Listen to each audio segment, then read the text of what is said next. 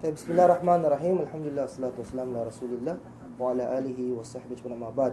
So ang tubag atong pangutana kaganiya sa tuang sister kung unsa ba daw kahimtang sa kaluluwa sa usa ka tawo inig kamatay niya.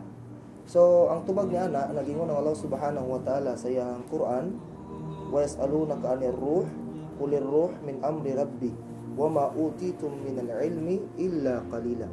Sa duol nga pagkahubad nagingon ang Allah Subhanahu wa Ta'ala o ginapangutana kanila Muhammad mahitungod or kabahin sa ginatawag natong kaluluwa. Kulir ruh, sulti sila Muhammad nga ang kaluluwa ang Allah Subhanahu wa Ta'ala lamang ang labaw nga nasayod ni ana. Ug wala kamo mahatagi og kaalam bahin anang ruh bahin anang kaluluwa maliban na lang or liban na lang gawas na lang nga tipik or gamay. But pasabot ang kaalam sa tao bahin na ng kaluluwa gamay lang kaayo ang iyang naibawan. But pasabot ang Allah Subhanahu wa Ta'ala ang labaw nga nasayod ana nga butang. Pamatuod niya ana sa kagamay na ay pulong ang propeta Muhammad sallallahu alaihi wasallam bahin sa diferensya or kalahian sa kamatayon sa tawo nga mu'min ug dili mu'min. Ay but pasabot ka ng tawo nga manunuo o kanang tawo nga dili wala nagatuo sa Allah Subhanahu wa Ta'ala o ang tao nga makasasala. So ang hadith perting taasa ang pasabot ato nga hadith once ang tao daw mamatay naay or nagahingalo na nagaagaw buhay siya naay mukanaog nga duha ka anghel nga mukanaog samtang nagahingalo siya nagaagaw siya sa kinabuhi.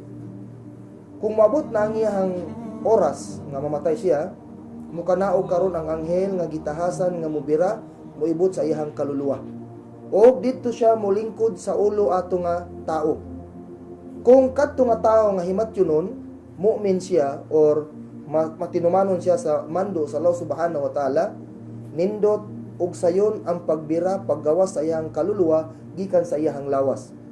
Pagkagawas, dawaton dayon kadto sa duha ka anghel unya pagabaluton nila sa tela nga dala nila nga gikan sa paraiso. Unya pagabuliburan sila og perfume pahumot nga gikan pud sa paraiso. So perting humuta sa iyang kaluluwa. Pagkahuman katong kaluluwa nga ilahang gibalot pagadalon kadto nila dito sa langit. Pagkahuman katong lawas sa namatay katong lawas nga giibtan og kaluluwa dalon kadto ilubong sa yuta. Nang pagkalubong pagkatabon sa yuta ibalik ang iyang kaluluwa sa iyang lawas. Gikan sa langit, pagabitbiton sa anghel, dadon ang iyang kaluluwa ibalik dito sa lubnganan. Ibalik ang iyang kaluluwa sa iyang lawas.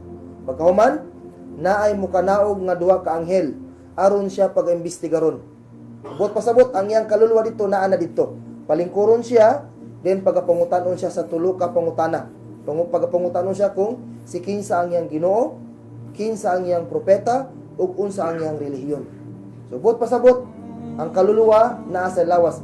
Ang purpose daw nganong ibalik sa Allah Subhanahu wa Ta'ala ang kaluluwa sa atong lawas aron matagamtaman sa tao ang kalami. Kung mu'min siya, tao nga manunong sa Allah Subhanahu wa Ta'ala, matilawan niya, matagamtaman niya ang kalami nga ihatag sa grasya sa Allah Subhanahu wa Ta'ala saya dito sulod sa lubnganan. Pero kung tao siya nga makasasala or wala nagasunod sa mando sa Allah Subhanahu wa Ta'ala, inato lang gyapon ang sitwasyon siyang kaluluwa. Naay mo kanaog nga duha ka anghel magahulat samtang kamatyonon siya. Pag-abot sa iyang oras, mo kanaog ang anghel nga gitahasan nga moibot mobira sa iyang kaluluwa. Pagkahuman, pait kaayo ang pag-ibot sa iyang kaluluwa. Sakit kaayo. Perting sakita ang mabatian sa tao, katong nga tao. Pagabirahon ang iyang kaluluwa. Unya, mubati siya og igong kasakit, grabe nga kasakit. Mga bunog no ang iyang mga kaunuran sulod sa iyang lawas ug mga bali ang iyang bukog sa pagbira sa iyang kaluluwa.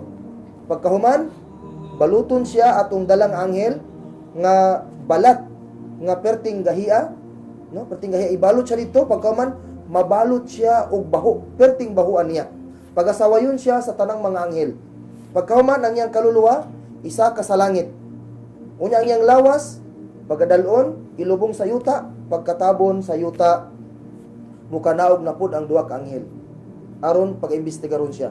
Unya ang iyang kaluluwa nga gikan sa langit, dili kadto ihatod sa mga anghel. Kun dili gikan sa langit ang iyang kaluluwa, ilabay padulong sa iyang lubnganan. So mo nay kahimtang sa kaluluwa. Pagkabalik sa iyang kaluluwa sa lawas, pagasugdan na siya og pangutana sa duha ka anghel. Pagpangutanon siya kung si kinsa ang iyang Ginoo, si kinsa ang iyang propeta, ug unsa ang iyang relihiyon. Katong tulo ka pangutana, dili kadto niya matubag. So, mao po to ang hikma, mo to ang wisdom, purpose nganong ibalik sa Allah Subhanahu wa taala ang iyang kaluluwa aron matilawan niya, matagamtaman niya ang kasakit nga silot sa Allah Subhanahu wa taala dito sa lubnganan. Og ang purpose, ang tumong nganong sayuta man kita ilubong ug nganong dili kita ilubong sa lungon. Una-una, mao kana ang naandan sa tanang mga propeta. Gikan kang propeta Adan, padulong kang propeta Abraham, then dito na pud kang Moises, kang Isa or si Jesus o sa propeta Muhammad sallallahu alaihi wasallam. So tanang propeta wala gisulod sa lungon. Gidretso sila sa yuta. Pamatuod ni ato sa gingon sa Allah Subhanahu wa taala sa duol nga pagkahubad, gibuhat ta kamo gikan sa yuta ug ibalik pud ta kamo sa yuta. But pasabot direkta kita nga ilubong sa yuta, dili na kita ipaagi pa sa lungon. So mo kadto ang tipik nga pagtulunan sa Islam bahin sa kaluluwa. So dinilang ko to makulo qawli hada wa astaghfirullahi wa lakum sal muslimina wal muslimat fastaghfiruhu innahu huwal ghafurur rahim. Assalamu alaikum warahmatullahi wabarakatuh.